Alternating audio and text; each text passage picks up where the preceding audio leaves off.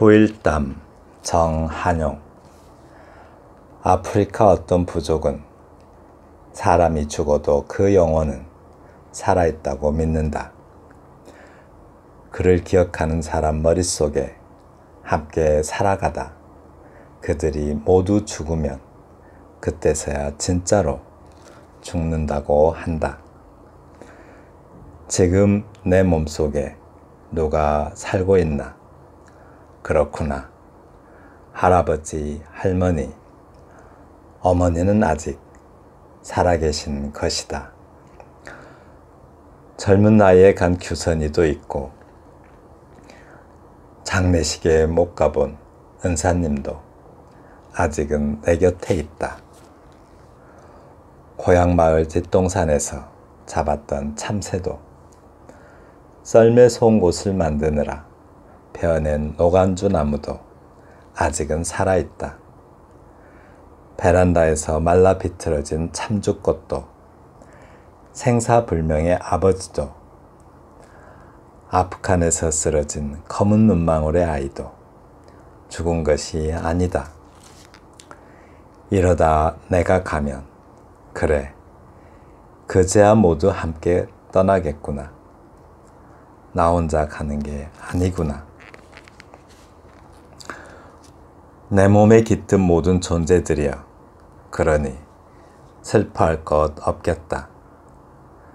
나는 죽어도 나를 기억하는 이 세상에 서너 둘 하나 남아있을 때까지, 그때까지는 죽은 것이 아니다.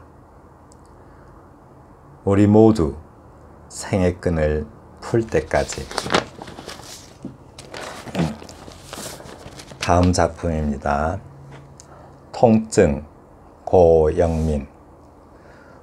중국에는 편지를 천천히 전해주는 느림보 우체국이 있다지요. 보내는 사람이 편지 도착 날짜를 정할 수 있다지요. 한 달 혹은 1년 아니면 몇십 년 뒤일 수도 있다지요. 당신에게 편지 한 통 보냅니다. 도착 날짜는 그저 먼 훗날. 당신에게 내 마음이 천천히 전해지길 원합니다. 당신에게 내 마음이 천천히 전해지는 걸 오랫동안 지켜보길 원합니다. 봄, 여름, 가을, 겨울, 수십 번, 수백 번의 후회가 나에게 왔다 가고 어느 날 당신은 내가 쓴 편지 한 통을 받겠지요. 겉봉을 뜯고 접은 편지지를 꺼내 펼쳐 읽겠지요. 그때 나는 지워진 어깨 너머 당신 뒤에 노을처럼 서서 함께 편지를 읽겠습니다. 편지가 걸어간 그 느린 걸음으로 내내 당신에게 걸어가 당신이 편지를 읽어 내려가며 한 홉 한 홉 차올랐던 숨을 몰아내쉬며 손을 내려놓을 즈음 편지 대신 그 앞에 내가 서 있겠습니다. 시클 하림 제19장 인유와 직유에 대한 이야기입니다. 이번 영상에서는 적극성을 갖는 인유 예시 작품 그냥 들어가겠습니다. 후일담 정한용. 아프리카 부족은 사람이 죽어도 그 영혼은 살아있다고 믿는다. 아프리카 부족이 그렇대요. 왜냐하면 그를 기억하는 사람 머릿속에 함께 살아가다 그들이 모두 죽으면 그때서야 죽는다고 한다. 아프리카 어떤 부족은 그렇게 믿는다고 합니다. 그러니까 여기서는 정보를 제공하는 거죠. 아프리카에서 어떤 부족이 갖는 어떤 그 죽음에 대한 그 부족들의 생각을 인용하고 있습니다. 이런 걸 이제 간접 인용이라고 하죠. 그래서 어떤 간접 인용을 통해서 아프리카 부족들의 생각에 대한 정보를 제공하고 있어요. 네. 그 다음에는 지금 내 몸속에 누가 살고 있나, 이제 나의 상황과 저기 인용된 정보와 비유가 일어나고 있습니다. 네. 내 몸속에 누가 살고 있나. 그렇구나.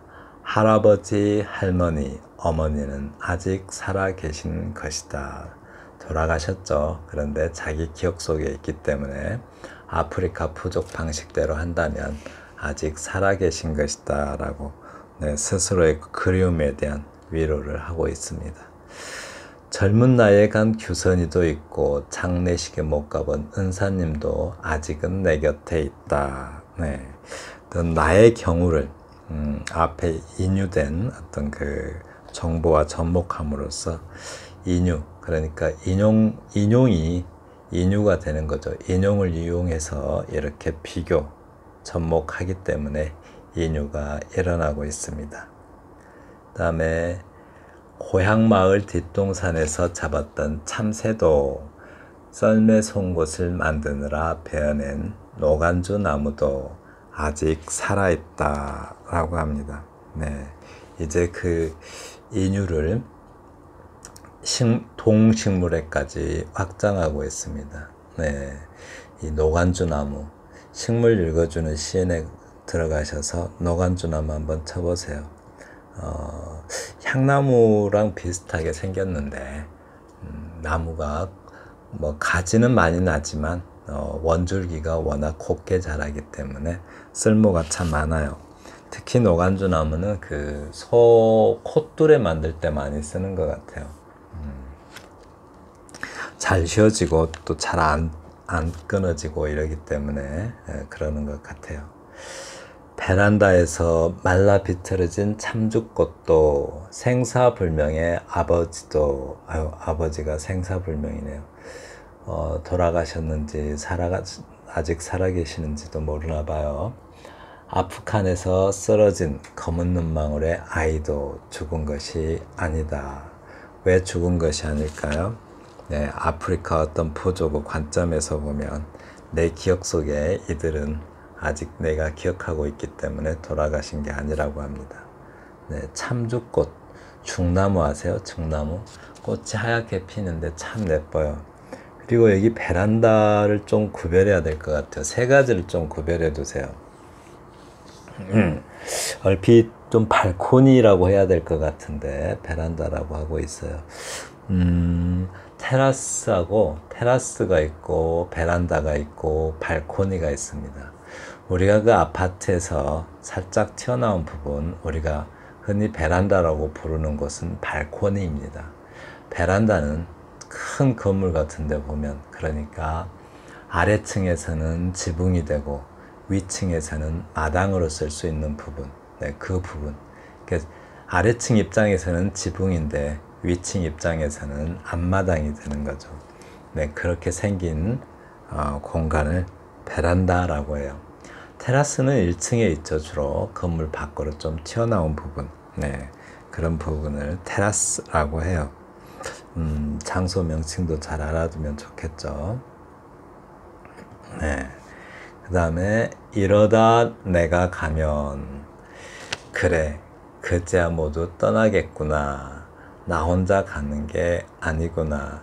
내 기억 속에 있는 이미 죽은 사람들도 그때 나와 함께 죽게 되겠구나 라는 뜻이죠.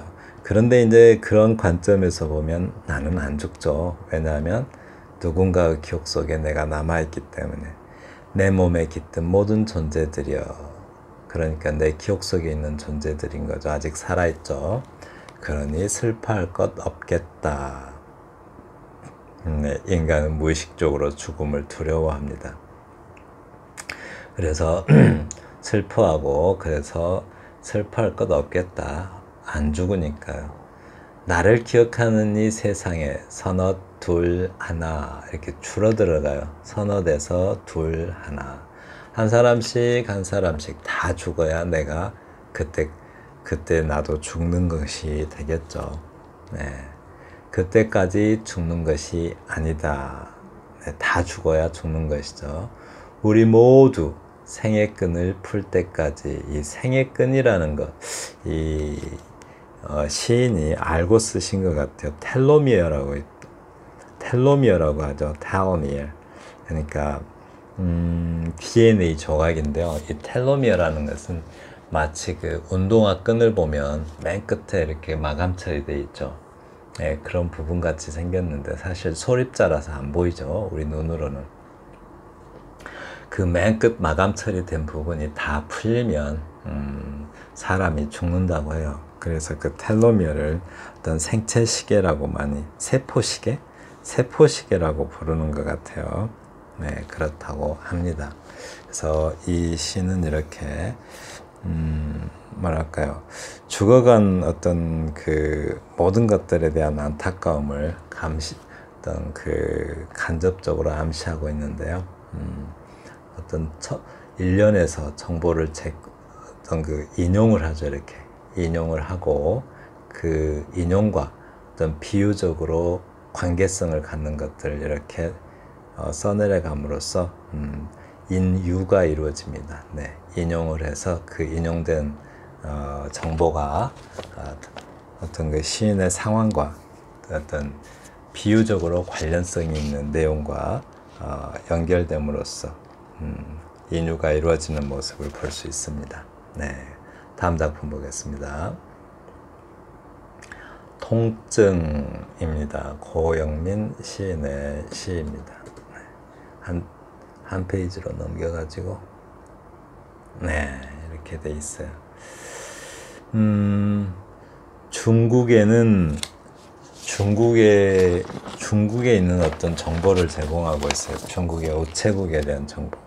근데 이게 정보를 제공하고 있는데 사실 진짜 그런지 우리가 확인할 길은 있나요? 모르겠어요. 아무튼 정말 그런 우체국이 있는지 모르겠어요. 중국에는 편지를 천천히 전해주는 느림보 우체국, 그죠? 이 느림보 우체국에 대한 정보를 제공해주고 있어요. 느림보 우체국이 있다지요. 보내는 사람이 편지 도착 날짜를 정할 수 있다지요. 한 달 혹은 1년 아니면 몇십 년 뒤일 수도 있다지요. 여기까지가 네, 그 중국에 있다고 하는 그런 느림보 우체국에 대한 정보입니다. 그러니까 인용이죠, 인용. 네, 간접적으로 인용하고 있어요. 그래서 그러니까 이 느림보 우체국을 우체국에 대한 정보를 제공하는 이유가 뭐예요? 인유를 유도하기 위한 거죠. 그러니까 천천히 당신이라는 어떤 사랑하는 사람에게 닿고 싶은 마음에 그런 마음에 대해서 언술하고 싶어서 느림보 우체국을 인용하고 있어요.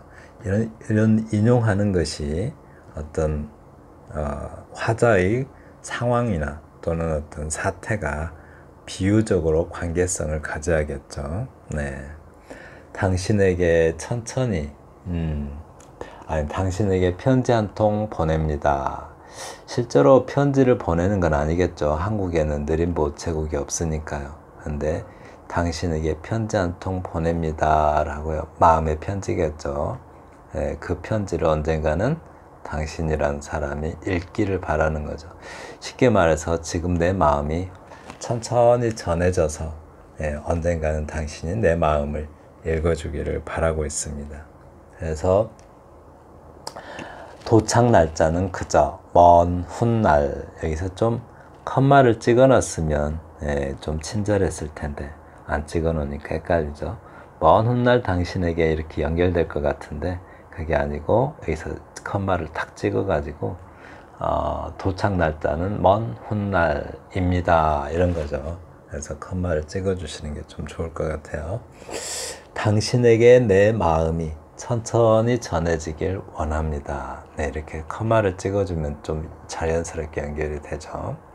네, 내 마음이 천천히 전해지는 것, 그것이 편지죠. 네, 그 편지 내용은 마음이고 그 마음이 천천히 전해지는 것. 지금 편지를 이미 붙였다고 하는데 실제로 우체국에 붙인 것이 아니라 내 마음에 편지를 붙인 것이죠. 네, 내 마음이 천천히 전해지는 걸 오랫동안 지켜보길 원합니다. 라고요. 왜냐하면 이게 무슨 말일까? 내 마음이 천천히 전해지는 걸 오랫동안 지켜보길 원합니다. 내 마음이 그 사랑하는 사람에게 뭐 짝사랑일 수도 있겠지만 전해지는 어떤 그 과정 속에서 수없이 많이 내 마음은 변덕을 일으킬 수도 있겠죠. 그렇게 그런 어떤 마음의 변화들을 지켜보길 원한대요. 네, 당신을 향한 마음, 그 마음이 내 마음 속에서 그 과정 속에서 변해가는 그런 모습들을 지켜보고 싶다고 합니다. 수백 번의 후회가 나에게 왔다 가고, 그렇죠. 그게 바로 변덕이죠, 이렇게.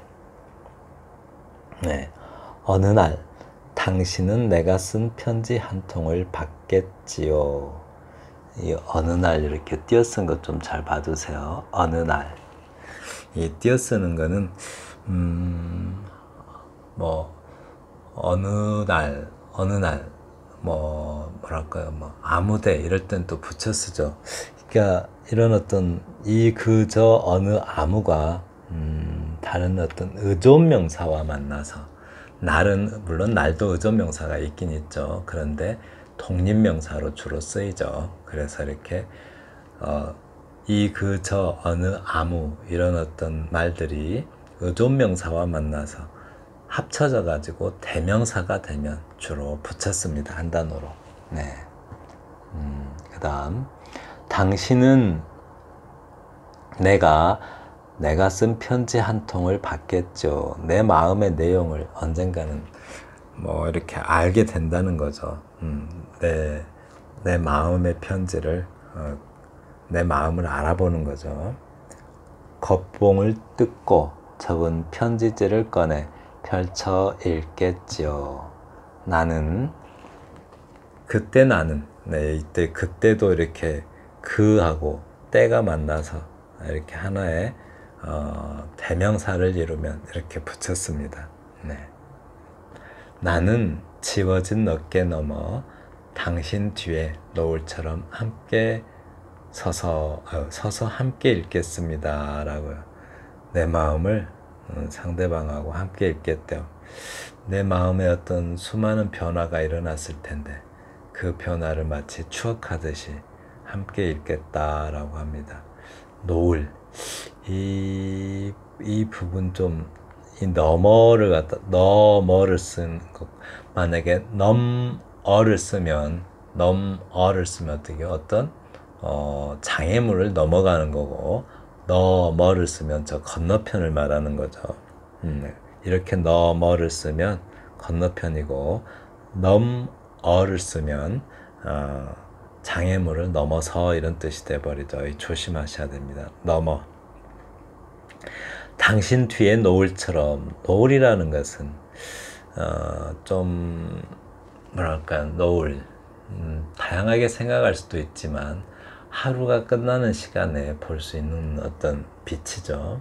그런 빛처럼 서서 그러니까 좀 사랑이 어느 정도 진행되고 한참 후에 그 순간을 말하는 것 같아요.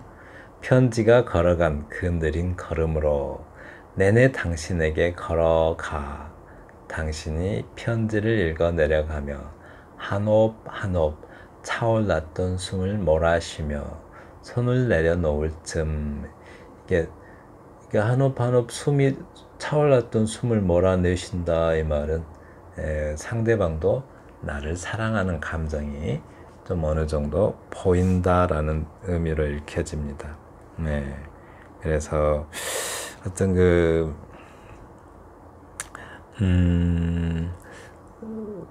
그렇게 되면은 이제 어떻게 돼요? 상대방도 내 감정을 받아주고 나에 대한 어떤 애정의 감정을 갖는다면 그때는 나도 좀 그 상대방 앞에 나설 수 있겠죠. 그래서 손을 내려놓을 즈음 편지 대신 그 앞에 내가 서 있겠습니다 라고 해요. 네, 참 절절하네요. 아주 절절하게 써놨죠. 그러니까 이게 손을 내려놓을 쯤, 이게 이제 당신에게 어떤 닿고자 하는 어떤 간절한 내 마음을 당신이 다 읽었을 때쯤 이렇게 해석되죠. 네. 그때 내가 당신 앞에 나서 서면 당신이 내 마음을 받아주겠죠 라는 어떤 심리가 깔린 듯 합니다. 네. 네, 지금까지 정보가 있고 또 여기서는 좀 그 적극성, 제가 설명을 안 했는데요. 네, 적극성을 갖는 인유의 예시라고 했어요. 적극성을 갖는다. 어떤 자기의 상황을 그 인용을 이용해서 자기의 상황을